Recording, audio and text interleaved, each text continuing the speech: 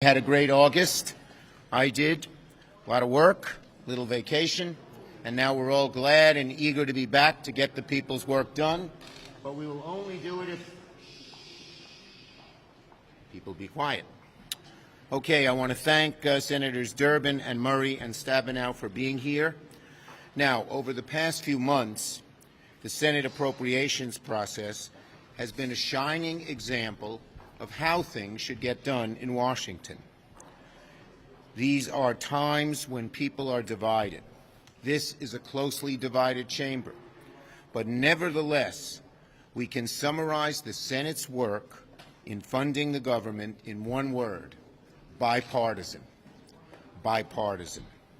Thanks to the phenomenal work of Appropriations Chair Patty Murray, who you'll hear from in a minute, and Vice Chair Susan Collins and numerous colleagues on both sides, all 12 appropriation bills have been reported out of the committee with bipartisan support, the majority with unanimous support. That is incredible at a time when the country is so divided. And it's a beacon, and it's a great example, and a great example to the House of Representatives. This month, one of the Senate's top priorities will be to keep the government open beyond the September 30th deadline. Both parties in both chambers will have to work together if we are to avoid a shutdown. So when the House returns next week, I implore, I beg my House Republican colleagues to follow the Senate's lead, to recognize that time is short, and the only way to avoid a shutdown is through bipartisanship in both the House and the Senate. House Republicans have their first chance to show their commitment to bipartisanship when they return next week. The last thing Americans need right now is a pointless government shutdown. A shutdown will hurt just about every American, and yet there are some on the hard right in the House who say they actually want a shutdown. It's hard to believe that they would be so callous about people's wants and needs and hopes and fears. Our economy has come a long way since the darkest days of COVID. Inflation slowing down. Job growth remains strong. The investments we've made through the Infrastructure Law, the CHIPS and Science Act, the Inflation Reduction Act are paying off with new projects, new jobs, and prices going down in so many areas, like drugs. We can't squander that all now. A shutdown is unnecessary and would harm many American families and businesses, just about everybody. But if both sides work in good faith, embrace bipartisanship as we've done in the Senate, avoid all or nothing tactics, my way or the highway tactics, which they tried to do on the debt ceiling, then there'll be no shutdown, and that'll be good news for the American people. Now, for the work ahead of us. Next week, we will take up 3 bills to start the minibus: Transportation HUD, Milcon, and Agriculture. I will file cloture tomorrow on the motion to proceed on this minibus, and we will vote on the motion to proceed Monday evening. We expect a strong bipartisan vote, and then we will proceed to the appropriations bills using what we said we would do, regular order, allowing amendments and discussing the bills as the Senate should work. So that is where we're headed. We're moving in a great path in the Senate. We hope the House comes to its senses and follows our example and passes bipartisan legislation, and then we will be able to avoid a government shutdown. Senator Murray.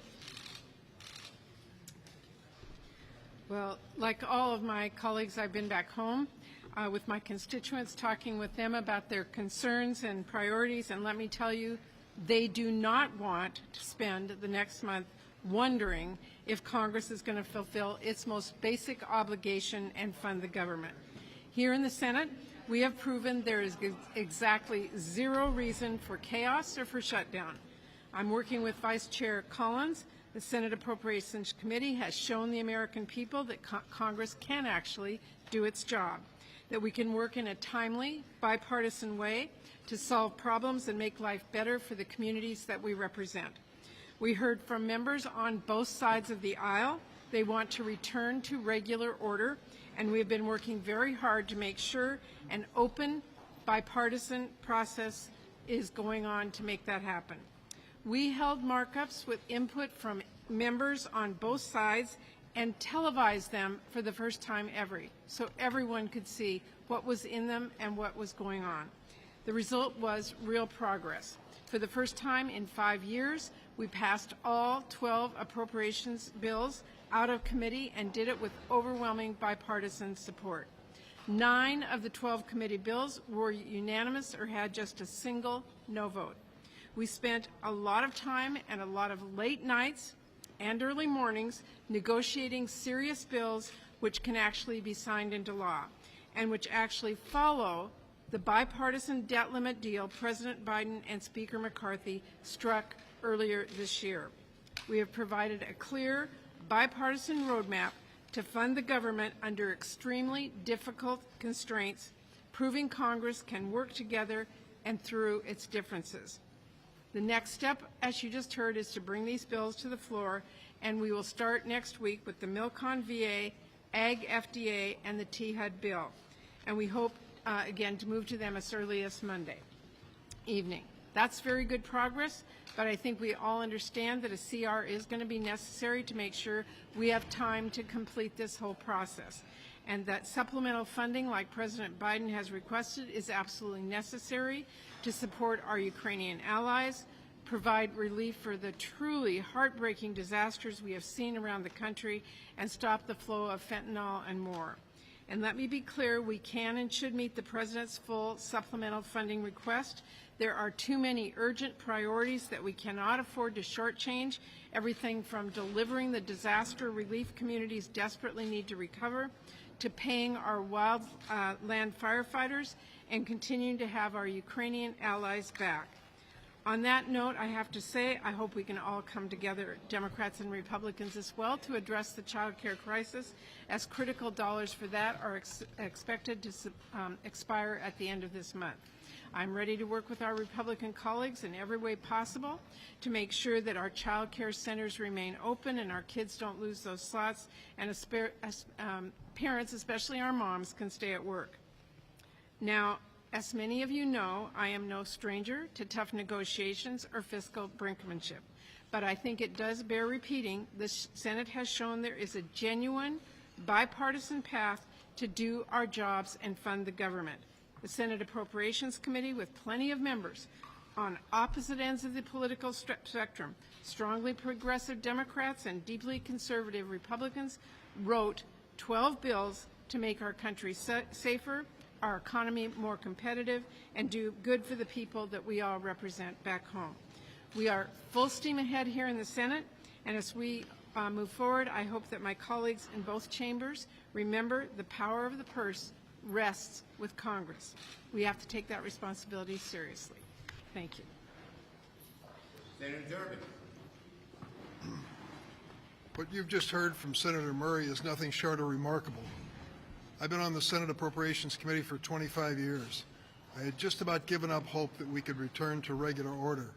But the two new leaders on the committee, especially Senator Patty Murray, along with Senator Collins, are setting an example for Congress and for the nation that when the two parties work together, it's in the best interest of the United States. And they've done it in a fashion that is easily explained and easily defended. They've based their appropriation bills on the agreement reached between the President of the United States, the Speaker of the House, and the leaders in Congress, just several weeks ago for that matter. And they've done it in a remarkable way. To think that we have had only maybe 12 dissenting votes and 12 bills is amazing. And it just a tribute to both of their efforts, and I hope that we can see much more of that occurring in the near future. We need to avoid wild cuts in spending that have been proposed by some extreme members of the House. The notion that we're going to cut medical research at this moment in our history, the idea of cutting education, public safety, public health programs, we've got to reject these extreme views. Stick to the center line in the American political scene, and that means coming together to solve problems in a responsible, bipartisan way. Here in the Senate, we're going to follow regular order, which is another thing I never thought I'd see again. I want to commend Senator Murray and the leadership with Chuck to bring us to this point. We need to work together on a bipartisan basis.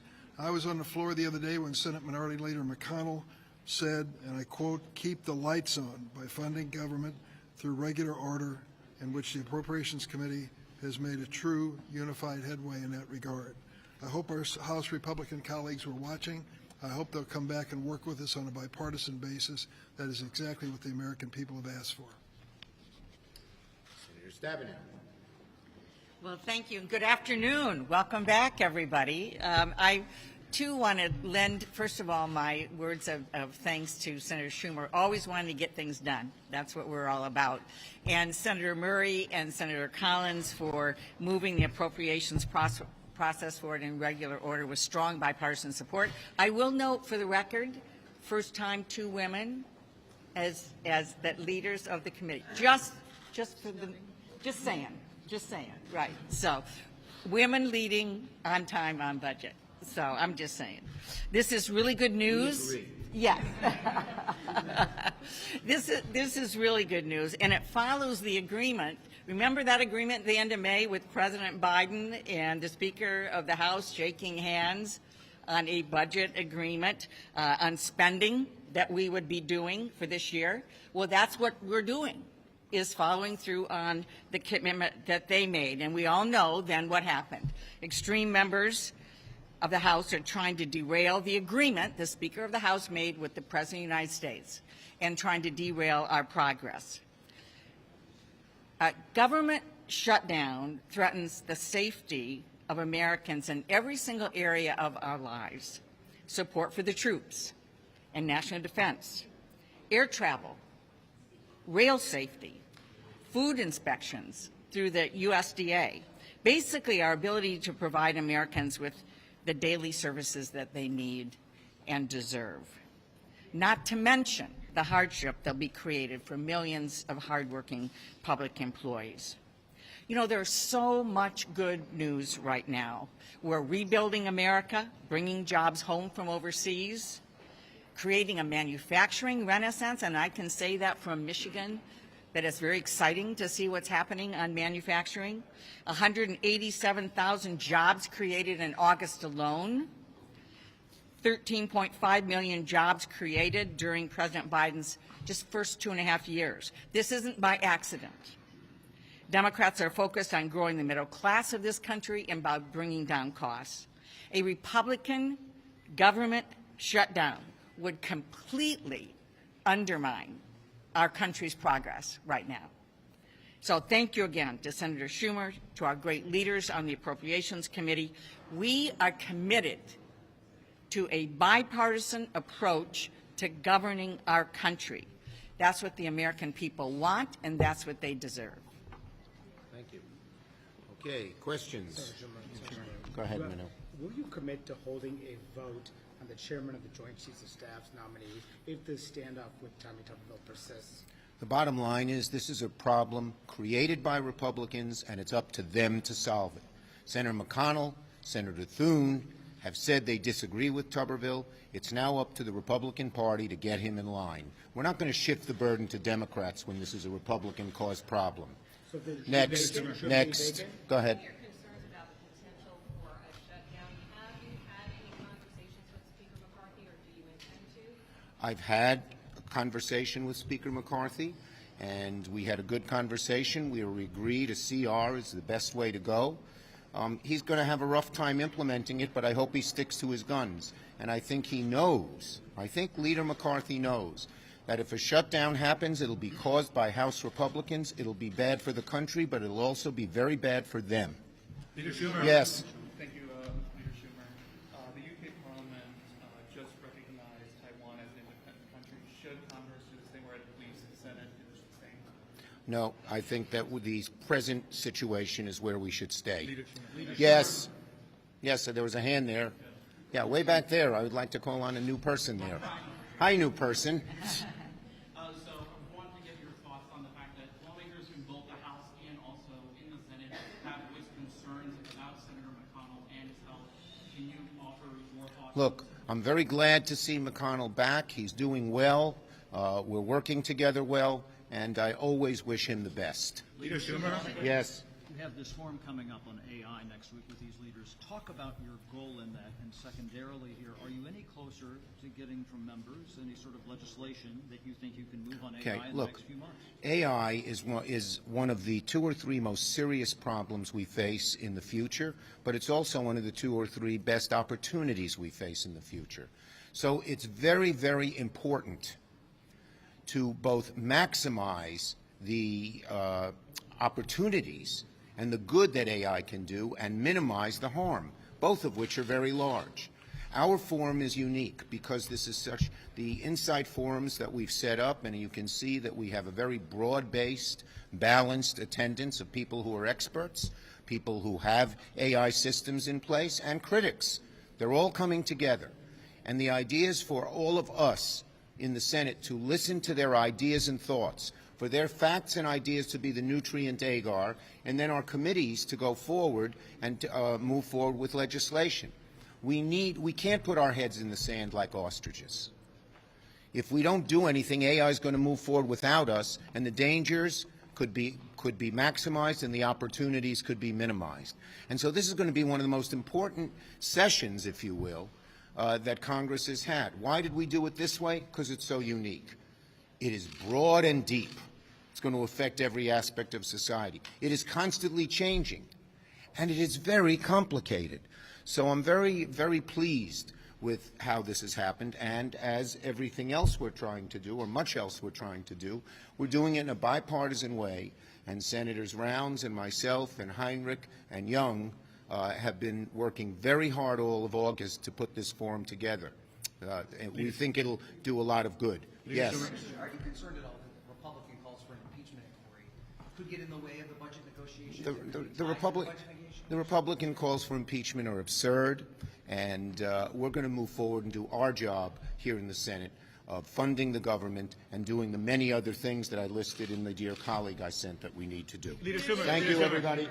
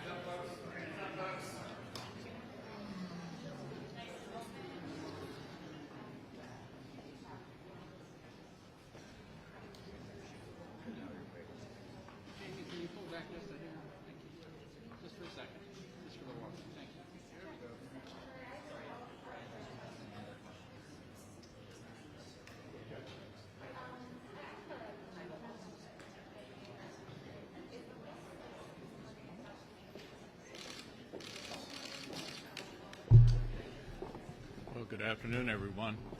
Obviously, we have a lot of work to do in a very short period of time. We have to figure out how to fund the government past September 30th.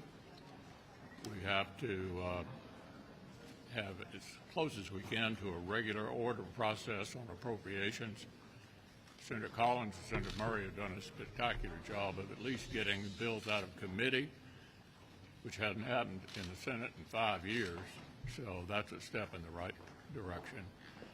And then there's the supplemental, and as all of you know, I think maintaining our support for Ukraine is extremely important.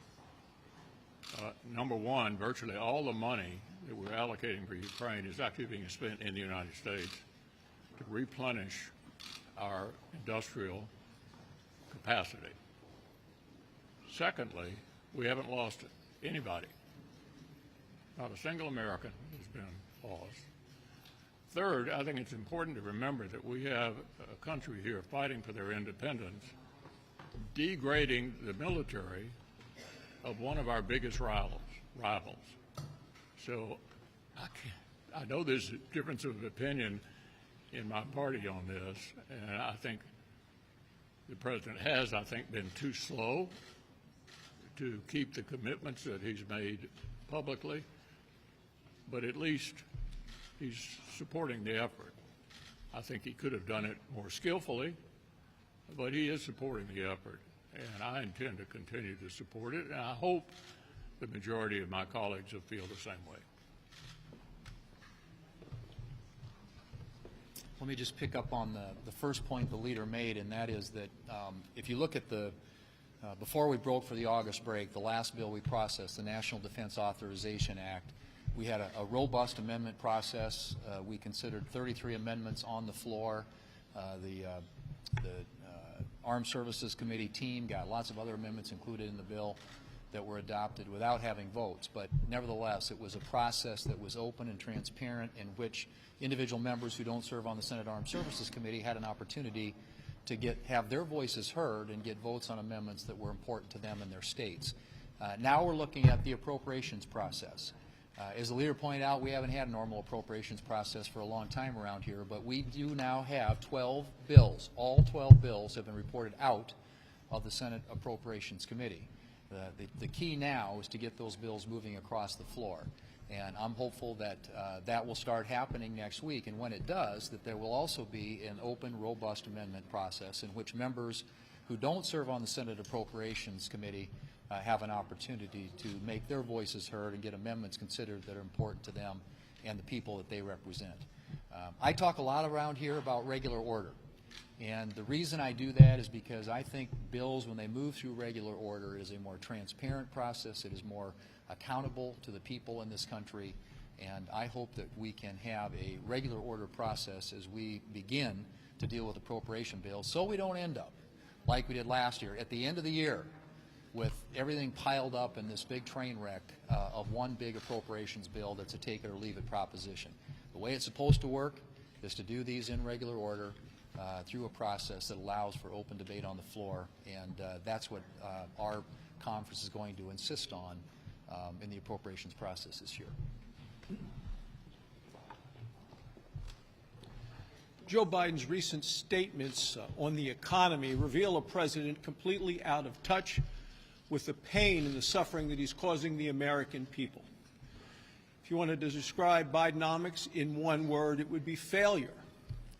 The economy is the #1 issue facing our country. All of us have been traveling our states. I've been all around Wyoming over the break talking with folks. People are fed up. They're fed up with record high prices, record high interest rates if you want to borrow money, and a record high debt. And they're tired. They're tired of having to work so very hard just to try to keep up with the prices that continue to go up. They seem to be hit right between the eyes every time they go to the store or fill up with gas, try to buy groceries, all of those things, and they're mad. People are mad because they see the country heading in the wrong direction, and they don't see us getting back on track. People also do not believe that Joe Biden is up to the task.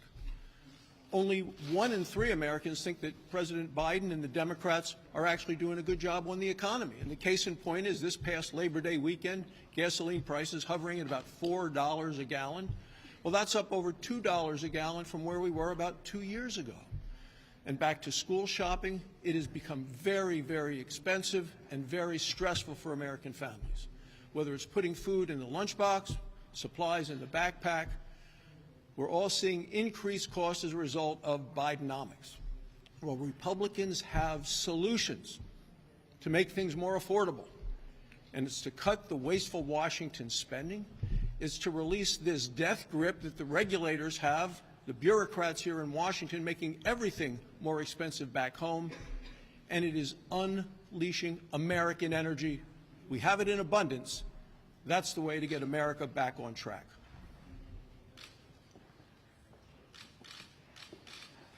Well, welcome back, everybody. I'd like to say it's great to be in Washington, D.C., but I think I prefer Iowa. And for those of you that have the opportunity to come out, spend some time in Iowa, go to our great state fair, we appreciate your support. I finished up the 99-county tour while I was at home in Iowa, and it was great to get out across the state. But while I was out and about and talking to families and talking to manufacturers and other industries, it was abundantly clear that Iowans are very, very frustrated with the state of the economy. And it really didn't matter what industry or what location I was in. They are frustrated. They're frustrated with this administration. They're frustrated with Bidenomics. It is increasingly difficult to support their families. And it's really tough because even in my communities in southwest Iowa, where I was born, where I was raised, and where I live today, seeing the men and women that I have grown up with, they are two full-time income families now taking on additional jobs just to make ends meet. So folks, when the president is out there talking about how successful Bidenomics has been, I'm pulling the BS card on this, and I'm throwing it down. Because things are rough on our families. There's no getting around it. And I know sometimes you're in this bubble here in D.C., but again, folks, if you can get out to Iowa, any of our great states, you're going to see a different story when it comes to our families and our businesses. So please pay attention. So with that, Iowans are really frustrated with the taxes that they're paying to this federal government when they hear us talk about Washington, D.C., and how a number of our federal agencies' headquarter buildings are only 25% occupied. Okay, where are all of those workers? I know they're still on the payroll, right? Is COVID over? Are we able to come to work safely? I think we can do that. And yet we still have a huge number of people from this city that are telecommuting. They're teleworking. And there's no reason we should be doing that. When you have bureaucrats that are doing bubble baths during their conference calls for work, when they are golfing during business hours, and yet they're still getting paid the wages they were pre-COVID, we've got to figure this out. So I've pushed out a letter to all 24 Inspector General offices, and I'm demanding answers. So one, what are these people doing? Who has oversight of the work that is being done by these employees that are so-called teleworking? Okay, two, what are we going to do with all this unused office space? If you're not bringing people back to work, we don't need to lease all of these buildings. We don't need all of these buildings. How much money can we save if we get rid of it? And then finally, folks, and this really gets under my skin, is that how many of these federal employees who get location-based pay, Washington, D.C. wages, who are teleworking from a lower-cost area, how many of them moved away during COVID and are still getting paid for living in Washington, D.C.? It is fraud, folks. It's fraud. So you federal employees that are out there, we're coming after you. We're coming after you. Let's do the right thing. Well, welcome back, everybody. It is nice to be here on a 100-degree day almost, and I'm glad that we had a nice break.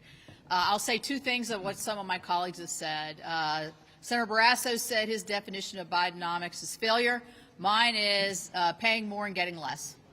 That's absolutely what you're doing every day, whether it's your mortgage, your rent, your grocery store, your gasoline tank, whatever it is. And as to what Joni was talking about, Senator Ernst was talking about, our offices are inundated during the summer. More people have traveled this summer probably than have over the last 4 or 5 years. The requests for passports and assistance on getting passports and passport renewals is much greater than it has been, but because the workforce is not there, we had people that had to cancel trips, couldn't go, and they had planned months in advance to try to secure their passport. So that is one area specifically where the work ethic that we're seeing at the D.C. level mostly, but also at the federal level, is coming up short. So during the break, it's nice to get home and see everybody and hear anecdotal stories, but I did, during my break, took once-in-a-lifetime Codel with 4 other bipartisan, bicameral, all-women delegation to see our USA women soccer team play in Auckland, New Zealand. We didn't get to see them play, but we did get to see a lot of other women athletes in team sports. I was one of the lead senators on equal pay for equal play for Team USA. I believe firmly that any woman athlete who's representing our country should have the same benefit and pay as any man who is under the flag of the United States in competition. And I can tell you, it was glorious to see those fields filled with women's teams all across the globe, really led by the U.S. team. The U.S. team was the leader here. It's just people are catching up to us now. And that's inspiring to me because I love sports and I love women's sports, and it was really, really fun. The other side of that Codel was a security portion. We talked to a lot of the Indo-Pacific leaders and defense leaders about the looming challenge of China, how our allies are realigning, and how we need to shore up our allies. We were in Australia talking about AUKUS, the new agreement that we struck on submarines. We were talking about how the Taiwanese and China situation is becoming very precarious, and how are we preparing for that? And I thought, you know, what are these two issues that we went on this Codel, what do they really have to do? And the unifying thing here is American values. We believe in freedom. We believe in making and giving all of our men, women, and our military the ability to do the best they can do in any situation for a great country. And so I was very inspired when I came home to talk about this value-based American values that lead in the world, and we've got to keep that in the forefront, not just for us, for our friends, our neighbors, and also those who are unable to see that freedom for themselves, that we can be that guiding light that we've always been.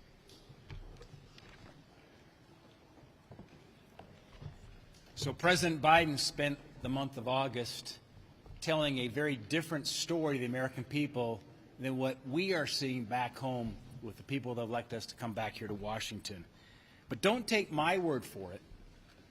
Don't take my word for it as Joe Biden's trying to spin this Bidenomics story. Look at the headlines that have come out in publications from your colleagues in the press. The housing market is stuck. Americans can't afford homes. Investors aren't buying property. Economists see little relief ahead.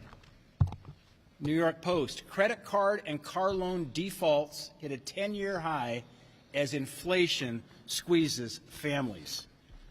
This came out in Forbes just yesterday. In fact, as I was flying in from Montana, strapped for cash, more Americans are making early withdrawals from their retirement savings. And you've seen the headlines in the last month about credit card debt at over $1 trillion, an all-time record high. And now we've got new information that says our deficits are going to exceed $2 trillion. To put that in perspective, our deficit over the next year will be larger than the GDP of every country but 10 in the world. This is a direct result of what's happened, we've seen with President Biden in their spending spree. It's unacceptable, but the reality in Joe Biden's America versus what Americans are actually seeing are completely disconnected. It's time for the administration to reverse course on its out-of-control spending. Leader McConnell. Leader McConnell. Shen. Good afternoon. Welcome back. Respectfully, can you tell us what is afflicting you and describe, characterize what is the level of transparency that the people of Kentucky deserve to hear about your condition? Well, I think Dr. Monahan covered. We'd like to hear from you. I know you are hearing from me. I think Dr. Monahan covered the subject fully. You had a chance to read it. I don't have anything to add to it, and I think it should answer any reasonable question. But he ruled things in. He didn't rule things. He ruled things out. He didn't tell us what it might have been. Do you know what it is? But Leader McConnell, you've had all these evaluations. What have doctors said is the precise medical reason for those two freeze-ups? What Dr. Monahan's report addressed was concerns people might have that some things that happened to me did happen. Well, they didn't. And it's really, I have nothing to add to that. I think you pretty well covered the subject. McConnell, what do you say to those who are calling on you to step down? Do you have any plans to retire anytime soon? I have no announcements to make on that subject. Well, what do you say to those who are I'm going to finish my term as leader, and I'm going to finish my Senate term. Thank you. Senator Rand Paul, sir?